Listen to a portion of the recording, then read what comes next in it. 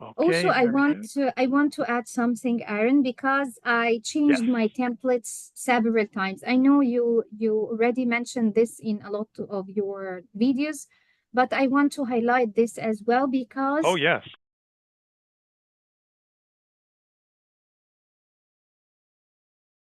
yeah, I used to change the template. Maybe this is more advanced, so I will use this the next exam, and I try to practice this for maybe a month or two to be able to master it. You know, to say it without thinking and say it very fast. But I found every time I found myself getting maybe less score or the same score. Hmm. So yeah, it doesn't make any difference to just change the templates and use different introductory words or introductory sentences. Yeah, it didn't make any difference for me. Yeah, okay. Right. Right. Somebody who starts their test, they're practicing and studying for the test tomorrow, they're going to be attracted to the templates, to any form of structure that's given to them by somebody who's been doing this longer. It's attractive. And what I've learned, what I've been told from you scientists is you guys, you want a formula. Pharmacists are used to thinking in formulaic ways. I'm a scientist. I want a formula. So it looks attract. I understand why it looks attractive. So I don't blame anybody who's starting tomorrow for going that route. But for you test takers who are listening and have also had the experience of trying the test multiple times, Sarah, when we started, the highest score what was the highest score you got on TOEFL speaking when we started? 24. 24. So I helped you go from 24 to 26. So for those of you who have been trying the test multiple times and even different templates, like Sarah just said she did, at some point, the advice that I've been giving to you is going to make more sense. That it's not about switching to a different template, it's getting rid of that and instead using your 100% natural speaking fluency. Yeah. When you decide, when you see that you're not getting the score and results that you want, then you will decide to be braver, like Sarah did. You will decide to be braver so that you can have more real earned confidence. And that comes from speaking 100% naturally. Yeah. Also, Aaron, for question one, um, the 2 points was very harmful for me. When they say you need to say 2 points, two reasons, and you can just make it up. And yeah, it was very harmful because usually I didn't believe myself when I used to answer question one. So this lower my confidence when you don't believe yourself, so you Hmm. are hesitant to say it. So usually I was hesitant to answer question one. However, in the exam I was surprised that I did well, very good in question one, because I started to just put myself in the situation, as you told me, to try to imagine myself in the situation and try to answer um, a real experience. I try to, I started my answer without preparing the 2 points, without preparing the two reasons that I used to do. I Yes. used to prepare two reasons to be able, because I was afraid. What should I say in the 45 seconds? So I need to prepare the two reasons. However, in the exam, no, I didn't prepare reasons. I just tried to imagine myself in the situation, and I tried to just speak about the situation. Excellent. I'm glad you shared that. I know what you're talking about. One thing from our notes for question one was you said, excuse me, you said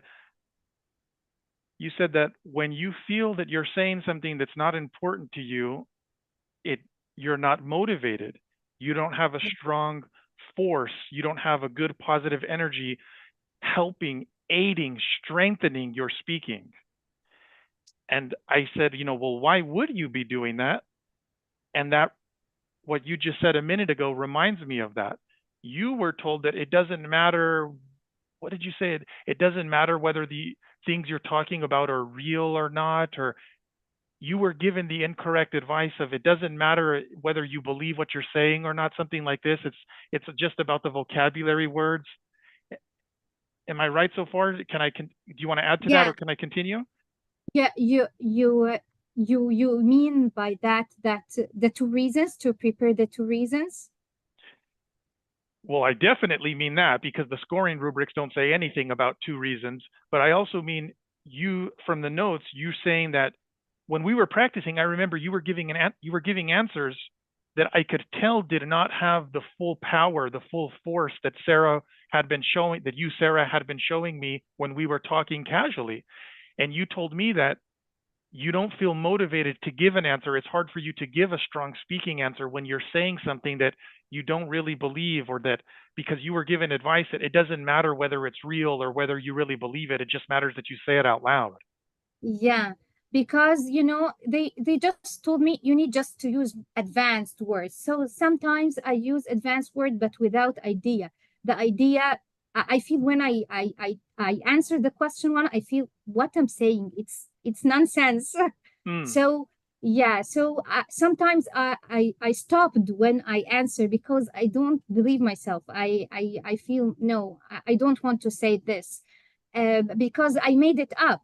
Because you usually they advise to make a story up or make an example up. So it's right, very hard to do this. I felt not comfortable to answer this way. right. Okay, so for those of you that are still listening to this and getting advice, test takers and teachers, teachers who are adaptable, who see me showing more real humans getting 26 on TOEFL iBT speaking than anybody else. You can hear Sarah, you can tell that she's a real test taker. This this recording is long enough for anybody to see, to hear and feel the authenticity. Teachers who are adaptable and want to help people more. Stop telling the test takers to make up a story. I think that 99% of humans would agree it's harder to lie than it is to tell the truth. Hey, Yeah, and Aaron, also if that's true, yeah, then why would people ever do that? Why would they just accept the advice that's like, for example, the advice that people gave Sarah of just make something up? Here's why. I'll tell you why.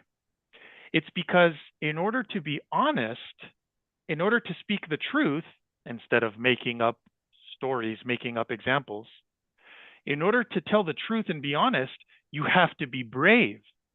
You have to be courageous. You have to choose to reveal some of yourself as a person. And for the pharmacists that I work with who have to take the test in the test center, this means that not only is the human grader going to hear a little bit about your personal opinion, the inside workings of your thoughts, but also the people in the test center are going to hear that. So, for example, if a question says, "Does Aaron think music education is important?" I'm going to, excuse me, does Aaron think music education is essential? No, I don't. That doesn't mean that Aaron hates guitars and pianos. It means that I understand the word essential and I don't change that to mean good or beneficial. I put math as being more essential than music. I put communication slash language as being more essential than music. A lot of the test takers that I work with would put science as being more essential than music. Nowadays, maybe parents would put computers and technology as being more essential. Okay, I think I can stop there. I think you guys get the point. So instead of making things up, which at first appears to be easier, once you've taken the test multiple times and aren't getting the score that you know your speaking skills already deserve, then it's time to listen to my advice, which is it absolutely matters whether you're telling the truth or making something up. Instead of making things up, last thing I'll say, and then I'll pass it back to you, Sarah. Test takers, instead of making something up, look at the questions with more bravery and courage. Decide to say things that are truly in you, that are truly independent like the scoring rubrics tell you this is an independent question one, that are truly independent and meaningful to you, not just things that sound smart to other people. Go ahead, Sarah.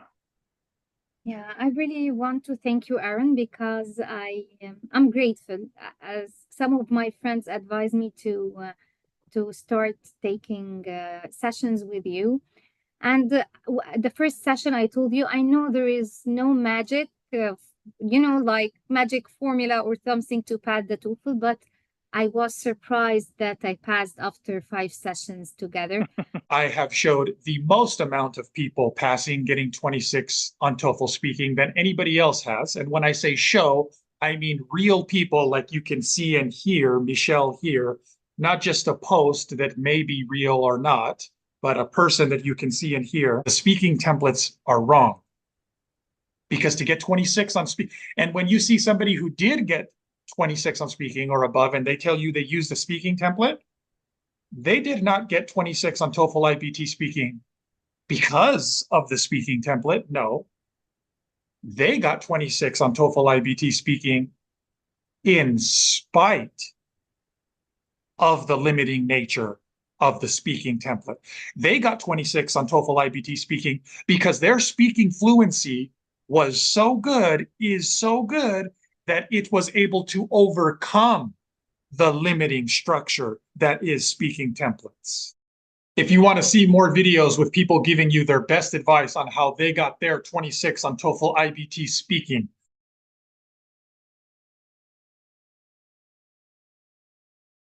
you can watch that YouTube playlist. It's connected to this video, and you can find it by searching for TOEFL iBT Speaking 26.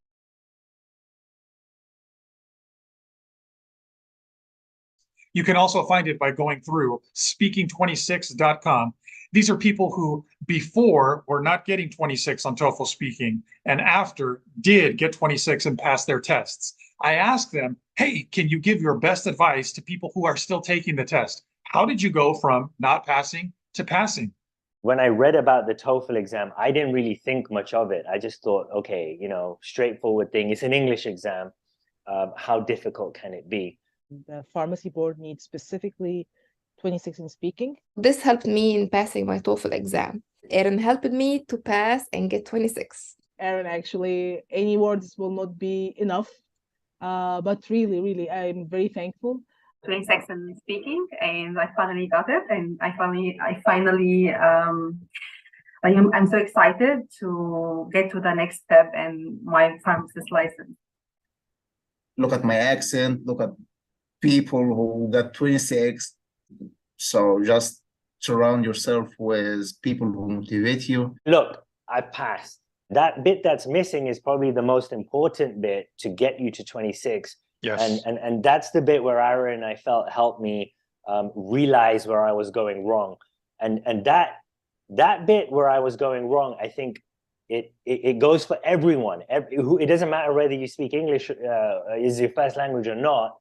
That bit that was missing is something everyone really needs to understand in order to get that 26. Once you are in the level that you need to become advanced in order to get the 26, you need to get rid of the templates. Template will hinder your ability to deliver the question, because it shows that you are reading something or you are not speaking, you are reading. I was using completely different template or different way. I started to apply your way, and once I started to practice your way, oh, it's easy for me. That was really good for me. It really helped me because with this in my mind, I could speak faster, and because I was confident. It's challenging, but after you pass it, the feeling of victory, it's worth it.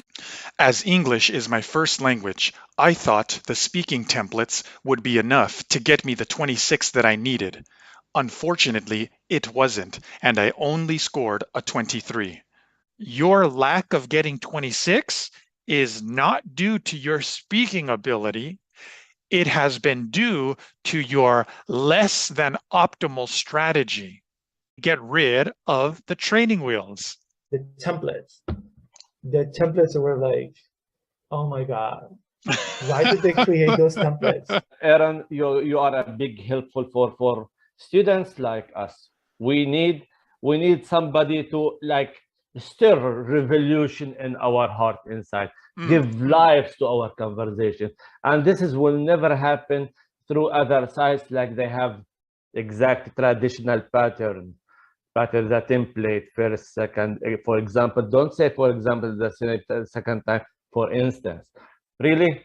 And like robot, I felt myself without life. I don't have the freedom to speak.